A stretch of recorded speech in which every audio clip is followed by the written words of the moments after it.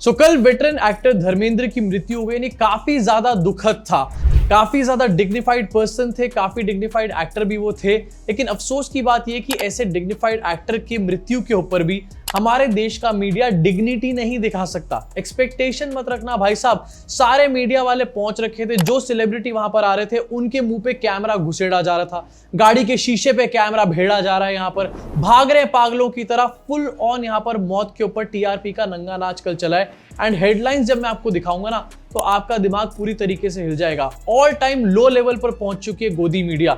AQI high जा रहा है, गोदी मीडिया लो जा रही है। सबसे पहले आपको दिखाना चाहता हूं अलग अलग एक्टर्स जो यहां पर पहुंच रहे हैं उनको किस तरीके से रिकॉर्ड किया जा रहा है। कैमरे हिल रहे हैं इन लोगों के, यहाँ पर शीशा फोड़ के अंदर घुस जाएंगे गाड़ी में। अबे कौन से स्कूल ऑफ जर्नलिज्म में इस टाइप की जर्नलिज्म सिखाई जाती है? हाँ, डेफिनेटली ये लोग किसी अखाड़े से निकलकर जरूर आए होंगे जो ये कुश्ती लड़ने का काम कर रहे हैं। जर्नलिज्म तो ये नहीं है। अब वैसे मैं इनसे क्या ही जर्नलिज्म की उम्मीद रख रहा हूं। अंजना ओम कश्यप जो कि इतनी बड़ी एंकर है, इतने सारे रिसोर्सेज है, इतनी बड़ी टीम होगी ऑलरेडी उनकी, उन्होंने धर्मेंद्र की मौत को पहले ही बता दिया था। यहाँ पर बिना क्रॉस चेक करे, बिना वेरीफाई करे। धर्मेंद्र उस टाइम पर सिर्फ हॉस्पिटल में थे, लेकिन धर्मेंद्र को इन्होंने डेड घोषित कर दिया था उसी टाइम पर। तो आखिरकार इनके और लोगों से क्या ही उम्मीद रखी जा सकती है। एंड मैं आपको दिखाना चाहता हूँ सलमान खान यहाँ पर पहुंचे हैं। सलमान खान को मीडिया किस तरीके से कवर कर रहा है आप देख सकते हो।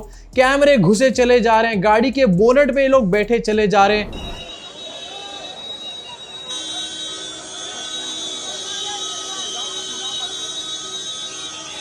देखो, ये डेफिनेटली न्यूज के हिसाब से एक बहुत बड़ा इवेंट है और इसको डेफिनेटली बहुत अच्छे तरीके से कवर करना चाहिए। लेकिन क्या इन लोगों में जरा सी भी डिग्निटी नहीं है? थोड़े दिन पहले सनी पाजी ने इनको खूब प्यार से यहाँ पर संबोधित करने का काम किया था, उसके बाद भी इन लोगों को अकल नहीं आ रही। यानी कि गालियां पड़ने का इन लोगों पे कोई फर्क नहीं है। वैसे ये जो लोग इस तरीके से घुस घुस के रिकॉर्डिंग कर रहे हैं, इनको मैं पूरी तरीके से यहाँ पर ब्लेम भी नहीं कर सकता, क्योंकि इनके मालिक इनके ऊपर प्रेशर ही ऐसा बनाते हैं, जाओ लेकर आओ सबसे पहले टीआरपी। इनफैक्ट बॉबी देओल का एक वीडियो आपको दिखाना चाहता हूँ। बॉबी देओल रो रहे हैं एंड ऑब्वियसली रोने की बात भी है। उनके फादर की मृत्यु हो गई है, काफी ज्यादा सैड हो अपने आप में। लेकिन जब बॉबी देओल रो रहे हैं तो उनके मुंह पे कैमरा यहाँ पर घुसेड़ के रखा हुआ है। मतलब यार, बंदा रो रहा है, उसके फादर की मृत्यु हो गई, थोड़ी देर के लिए उसको अकेला छोड़ दो।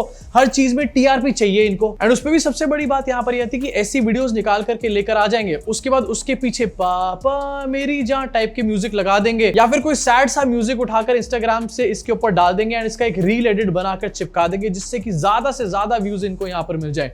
किस बंदे पर क्या बीत रही है, क्या वो इमोशनली फील कर रहा है, कोई फर्क नहीं इनको यहाँ पर पड़ता। देखो, वैसे मैं जया बच्चन से बहुत अग्री नहीं करता हूँ, वो मुझे बहुत चिड़चिड़ी भी लगती है। उनके ऊपर वीडियो भी एक बार मैं बना चुका हूँ। लेकिन जिस तरीके से ये लोग करते हैं, किसी को भी गुस्सा आ जाए यहाँ पे। इनफैक्ट मैंने एक वीडियो देखा सनी देओल का, जहां पर सनी देओल की पहले की वीडियो चला रखी है एंड वो थोड़े से शायद बीमार लग रहे हैं एंड साथ में कैप्शन लिखा हुआ है सनी पाजी तो टूट गए। अरे वो पहले की वीडियो है। सनी पाजी तो डेफिनेटली यहाँ पर टूट ही चुके होंगे, लेकिन उससे पहले तुम्हारे एथिक्स टूट चुके हैं भाई। टीआरपी को जरा सी देर के लिए छोड़ दो, थोड़े से एथिक्स को फॉलो करना शुरू कर दो, ज्यादा कुछ चला नहीं जाएगा। देखो, होता क्या है कि दो चार लोग ये सब चीजें करते हैं एंड एथिक्स को तोड़ देते हैं, लेकिन जब कलेक्टिवली इन सब चीजों को देखा जाता है तो ये हमारे देश की एक बहुत ही नेगेटिव इमेज बनाता है पूरे वर्ल्ड में। पूरे वर्ल्ड में हमारे इंडियन मीडिया की छीछा लेदर होती है। इनफैक्ट पाकिस्तान की मीडिया और इंडियन मीडिया में बहुत ज्यादा फर्क नहीं है। इस टाइम पर पाकिस्तान को पिछाड़ चुके हैं यहाँ पर हम। एंड अब आपको हेडलाइंस दिखाना चाहता हूँ। ये तो और नेक्स्ट लेवल पर पहुंच चुके हैं एंड इससे समझ में आता है कि ये जो रिपोर्टर्स बेचारे ऑन ग्राउंड हैं, ये किस प्रेशर में काम करते होंगे, क्योंकि इनके मालिक, इनके एडिटर, सब लोग यहाँ पर लगे हुए हैं। एंड आपको दिखाना चाहता हूँ हेडलाइन, जो कि सबसे मेन चीज होती है। धर्मेंद्र के घर से सीधे लाइव, मतलब आपको दिखाने की कोशिश करी जा रही है कि धर्मेंद्र के घर के अंदर ये लोग इस टाइम पर बैठे हुए हैं। इनफैक्ट अगली आपको दिखाना चाहता हूँ, मुखाग्नि दे रहे थे सनी देओल, देखकर फूट फूट कर रोने लग गए अमिताभ बच्चन। अब अगर फूट फूट कर अमिताभ बच्चन रोने लग गए तो वो वाली फोटो लगाओ ना, ये पुरानी फोटो क्यों लगा रखी है?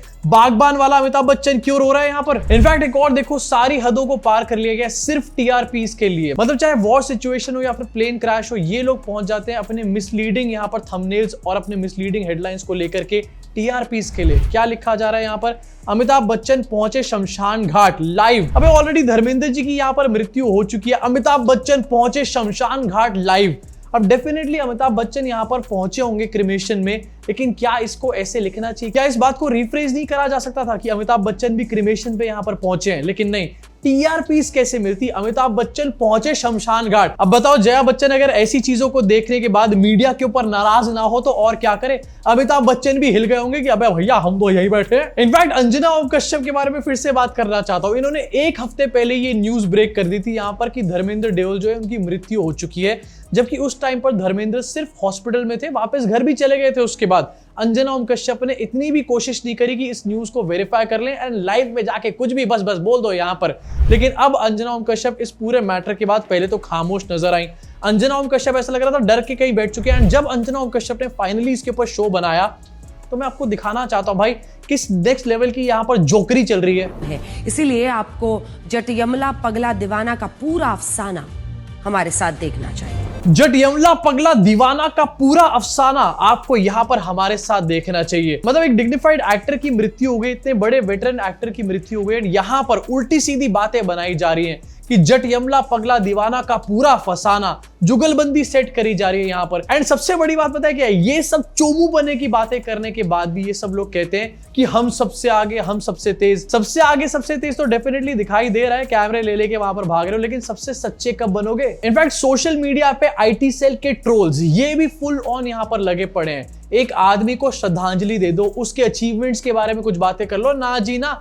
मोदी जी के बारे में उसने क्या कहा था वो निकाल के लेकर के आएंगे। धर्मेंद्र ने कहा था I salute the mother who gave birth to a son like you PM Modi ji. ये पुरानी वीडियो धर्मेंद्र जी की निकाल कर यहाँ पर पोस्ट करी गई है एंड उसको लेकर के कहा गया कि देखो धर्मेंद्र मोदी जी को कितना मानते थे। इनफैक्ट जहां पर ये बताना चाहिए कि धर्मेंद्र जी इनके लिए सैड होना चाहिए, ये बता रहे हैं कि धर्मेंद्र जी मोदी जी को कितना पूछते थे, तुम भी मोदी जी को पूछो, धर्मेंद्र जी को छोड़ो यहाँ पे। अब वैसे मैं इस चीज को यहाँ पर मेंशन भी करना चाहता हूँ एंड कुछ चीजों को पॉलिटिक्स से साइड रख देना चाहिए। ये चीज बीजेपी के लोगों को खास तौर से सीखनी चाहिए।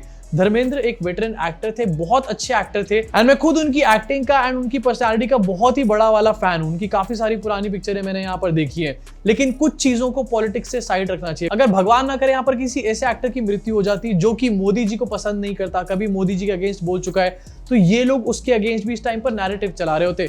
ये सब चीजें पॉलिटिक्स करने का टाइम नहीं होता, कुछ चीजों पे पॉलिटिक्स छोड़ देनी चाहिए। धर्मेंद्र 1960 में फिल्म इंडस्ट्री में आए थे, 200 के आसपास मूवीज कर चुके थे, कुछ सुपर हिट मूवीज जैसे कि शोले, फूल और कांटे, चुपके चुपके, अनुपमा। 7 बार फिल्म फेयर में उनको नॉमिनेशन मिल चुका था, एक फिल्म फेयर अवार्ड भी जीत चुके थे, लाइफ टाइम अचीवमेंट का अवार्ड यहाँ पर जीत चुके थे फिल्म फेयर में। इसी के साथ पद्म भूषण 2012 में और कई सारे नेशनल अवार्ड्स धर्मेंद्र को यहाँ पर मिल चुके हैं। इतने बड़े एक्टर थे, हमारे सिनेमा को एक्चुअली में उन्होंने बहुत कुछ दिया है। कहां धर्मेंद्र जैसे एक्टर और कहां पर आज की डेट में परेश रावल जैसे लोगों पर हम लोग पहुंच चुके हैं। कंगना रनौत जो कि अपनी एक्टिंग पे ज्यादा ध्यान नहीं देना चाहते, सिर्फ पॉलिटिक्स किस तरीके से कर ले इस पे इनका ध्यान रहता है, प्रोपेगेंडा मूवीज किस तरीके से बना ले इस पे ध्यान रहता है। अब जहां पर धर्मेंद्र की न्यूज सबसे ज्यादा कर ट्रेंड कर रही थी, इसके अलावा भी कुछ और ऐसी खबरें हैं जो बहुत इंपॉर्टेंट थी, ट्रेंड भी कर रही थी, लेकिन उतनी ज्यादा लोगों तक नहीं पहुंच पाई। जैसे कि कल हमारे देश को एक नए चीफ जस्टिस मिले इंडिया के, 53rd chief justice of India यहाँ पर बन चुके हैं justice Suryakant. Chief justice Suryakant की स्वेरिंग सेरेमनी थी कल एंड वहां पर कार्यक्रम में मोदी जी, अमित शाह, सब लोग यहाँ पर पहुंचे हैं, आप लोग देख सकते हो। अब सीजीआई सूर्यकांत डेफिनेटली बहुत इंपॉर्टेंट रोल यहाँ पर प्ले करने वाले हैं, वो इसलिए क्योंकि इनका टेन्योर काफी ज्यादा लंबा होने वाला है। इनकी जो रिटायरमेंट है वो 9 फरवरी 2027 को है, विच मीन्स कि ऑलमोस्ट 1.5 साल तक ये हमारे देश में सीजीआई रहने वाले हैं। अब इस 1.5 साल में जो भी डिसीजंस लेंगे वो हमारे देश के फ्यूचर को, हमारे डेमोक्रेसी के फ्यूचर को शेप करने का काम करेगा। एंड कुछ आपको इनके पास्ट के डिसीजन सुनाना चाहता हूँ। पेगासस स्पाईवेयर पे एक्सपर्ट कमिटी बनाने का जो जजमेंट था वो सीजीआई सूर्यकांत का था। इसके अलावा सेडिशन लॉ को भी सस्पेंड इन्होंने करने का यहाँ पर काम किया था। एंड कुछ टाइम पहले जो इलेक्शन कमीशन को फटकार पड़ी थी एसआईआर के मैटर पे, वो फटकार भी यहाँ पर सीजीआई सूर्यकांत के द्वारा ही लगाई गई थी। अब मैं यहाँ पर बिल्कुल भी नहीं बोल रहा हूं कि ये बीजेपी के अगेंस्ट बहुत सारे जजमेंट्स देने वाले हैं, बीजेपी को तबाह करके रख देंगे, लेकिन डेफिनेटली इनके जो पास्ट के डिसीजंस और जजमेंट्स हैं वो बहुत ज्यादा रिमार्केबल, बहुत ज्यादा बड़े रहे हैं। आने वाले टाइम में भी ऐसी चीजें देखने को मिल सकती हैं। अब वैसे तो सीजीआई सूर्यकांत की स्वेरिंग इन सेरेमनी यहाँ पर जो हुई उसमें बहुत सारे लोग आए, पीएम, होम मिनिस्टर, प्रेसिडेंट यहाँ पर थे, लेकिन राहुल गांधी यहाँ पर नजर नहीं आए। एंड उसको लेकर के राहुल गांधी को इस टाइम पर काफी ज्यादा क्रिटिसाइज किया जा रहा है। मेरे हिसाब से ये क्रिटिसिज्म सही भी है, क्योंकि सीजीआई एक बहुत ही ज्यादा इंपॉर्टेंट पोस्ट है। अब ऐसा नहीं कि आप वहां पर पहुंच के कोई उनकी चमचागिरी कर दोगे या फिर वो आपके हिसाब से जजमेंट दे देंगे, लेकिन ऐसी जगह पर, ऐसे कार्यक्रम में लीडर ऑफ अपोजिशन का होना बहुत ज्यादा जरूरी होता है। एंड जो भी राहुल गांधी की प्रायोरिटीज यहाँ पर रही हो, पॉलिटिकल प्रायोरिटीज ही डेफिनेटली होंगी, उनको छोड़ के एटलीस्ट यहाँ पर थोड़ी देर के लिए आया जा सकता था। इसी के साथ आगे बढ़ना चाहता हूँ और बात करना चाहता हूँ कॉन्स्पिरेसी के बारे में। पॉल्यूशन की कॉन्स्पिरेसी है ना, रियल तो है ही नहीं। पॉल्यूशन नए लेवल पर यहाँ पर पहुंच चुका है और अब तो ये पता चल रहा है कि इथियोपिया में एक वोल्केनो फटा है, उस वोल्केनो का धुआं उड़ करके इस टाइम पर दिल्ली एनसीआर में पहुंचने वाला है। इंडिया इनफैक्ट पहुंच भी चुका है उसका धुआं। मतलब हम लोगों की किस्मत कितनी ही ज्यादा खराब खराब होगी यहाँ पे कि इथियोपिया में वोल्केनो फट रहे हैं, उसके धुएं दिल्ली में पहुंच रहे हैं यहाँ पर।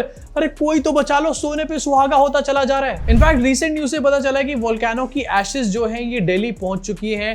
सल्फर डाइऑक्साइड और ऐश का एक कॉम्बिनेशन यहाँ पर देखने को मिलने वाला है एंड काफी बढ़िया, मतलब बिल्कुल सुट्टे हो जाएंगे फ्री में लोगों के। इसी के बीच में दिल्ली सरकार की तरफ से ये अनाउंसमेंट निकलकर सामने आई है कि 50% जो स्ट्रेंथ है ऑफिस की, चाहे वो प्राइवेट ऑफिस हो या फिर सरकारी ऑफिस हो, उनको वर्क फ्रॉम होम पे यहाँ पर शिफ्ट करा जाएगा क्योंकि दिल्ली में पॉल्यूशन बहुत ज्यादा हो गया है। अब 50% लोगों को वर्क फ्रॉम होम कराया जाएगा। क्यों? क्योंकि लोग बाहर नहीं निकलेंगे, गाड़ियां नहीं यूज करेंगे, विच मीन्स कि गाड़ियों से पोल्यूशन होता था और ऑड इवन सही था उस टाइम पर, जिसको लेकर ये लोग मजाक उड़ाते थे। अब करते नहीं बन रहा है इनसे ऑड इवन। बट ये 50% वर्क फ्रॉम होम से क्या पोल्यूशन की सिचुएशन खत्म हो जाएगी?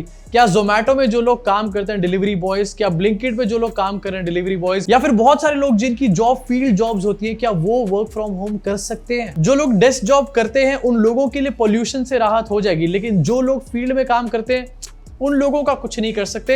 उन लोगों के लिए अभी भी वैसा ही पॉल्यूशन रहने वाला है। लेकिन रेखा गुप्ता ने बहुत बड़ा काम कर दिया यहाँ पे। इनफैक्ट 50% यहाँ पर वर्कफोर्स को वर्क फ्रॉम होम कहा गया है, लेकिन स्कूल के बच्चों के लिए आखिरकार क्या? स्कूल के बच्चे अभी भी यहाँ पर स्कूल जा रहे हैं, फुल स्ट्रेंथ पे स्कूल को चलाया जा रहा है एंड उसके बारे में कोई जजमेंट सामने नहीं आ रही।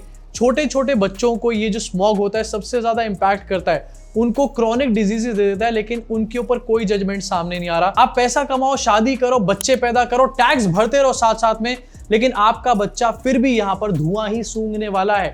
मुबारक हो, आपने जो ऐसी जगह पे वोट किया है। इनफैक्ट रेखा गुप्ता ने एक और बहुत बड़ा कारनामा यहाँ पर कर दिया। ये कह रही है कि हमने इलेक्ट्रिक हीटर्स बांट दिए हैं एंड जो लोग यहाँ पर बैठ के आग जलाते थे, लकड़ी या फिर कोयला जला रहे थे, वो लोग अब इलेक्ट्रिक हीटर जलाएं, जैसे कि सिक्योरिटी गार्ड।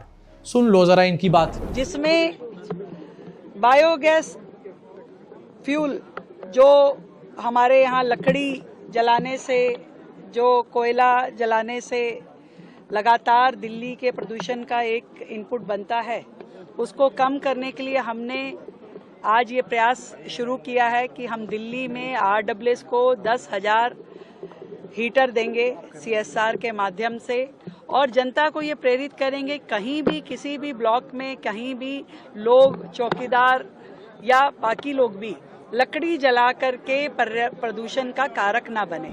वो रेखा गुप्ता जो लोगों को पटाखे जलाने पे और एनकरेज कर रही थी, और फोड़ो और सुर्री छोड़ो, वो अब ये कह रही हैं कि जो सिक्योरिटी गार्ड और जो गरीब लोग आग जलाते हैं, आग सेकते हैं रात को ठंड से बचने के लिए, उससे धुआं हो रहा है एंड उसको कम करना चाहिए। उसके लिए इलेक्ट्रिक हीटर्स बांट रहे हैं। तालियां हो जाए इनके लिए भाई साहब। सबसे पहली चीज तो भैया पटाखों से हो रहा था, उसको क्यों नहीं रोक दिया? दूसरी चीज, जो अंडर प्रिविलेज लोग होते हैं, जो अफोर्ड नहीं कर सकते एंड लकड़ी जलाते हैं आग सेकने के लिए, वो आखिरकार 2000 वोट पे चलने वाला इलेक्ट्रिक हीटर कहां से चलाएंगे? रेखा गुप्ता जी, हर चौकीदार मोदी नहीं होता एंड हर मीडिया गोदी नहीं होता, ये बात आपको समझनी पड़ेगी। एंड इसके आगे जो रेखा गुप्ता बोलती है वो तो नेक्स्ट लेवल पर पहुंच चुकी है। रेखा गुप्ता कह रही है कि दिल्ली की जनता को अब आगे निकलना चाहिए एंड दिल्ली की जनता को बाहर निकल के पॉल्यूशन कम करना चाहिए। अरे ये काम जो सरकार का है, जो दिल्ली के टैक्स पेयर अपना टैक्स पे ऑलरेडी कर चुके हैं जिसके लिए, वो काम दिल्ली के लोग क्यों करेंगे? तो फिर आप क्या करोगी?